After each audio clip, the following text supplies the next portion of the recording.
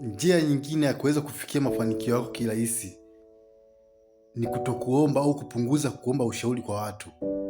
Ndugu zangu, wewe ndio unajua thamani au ukubwa wa ndoto yako uliokuwa nayo kwenye maisha yako.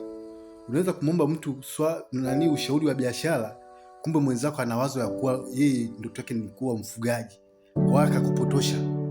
Unaweza kumwomba mtu ushauri wa kuja kuwa mwigizaji, kumbe mwenzako ana ndoto ya kuja kuwa mwekezaji kwenye kiwanda fulani, mwisho siku akakupotosha. Wewe ndio unajua thamani ya ndoto yako uliokuwa nayo. Punguza kuomba ushauri kwa watu. Sio kila kitu unataka kukifanya kwenye maisha yako uende kuomba tu kwa watu. Kuna wakati mwingine ndoto zako utakuwa uzisimamie wewe mwenyewe. Mwingine hawezi kujua thamani au ukubwa wa ndoto yako uliokuwa nayo kwenye maisha yako. Wewe ndio unajua ukubwa wa ndoto yako uliokuwa nayo kwenye maisha yako kulingana na jinsi unavyoipima kwenye akili yako. Kupunguza kuomba ushauri kwenye mambo ya msingi.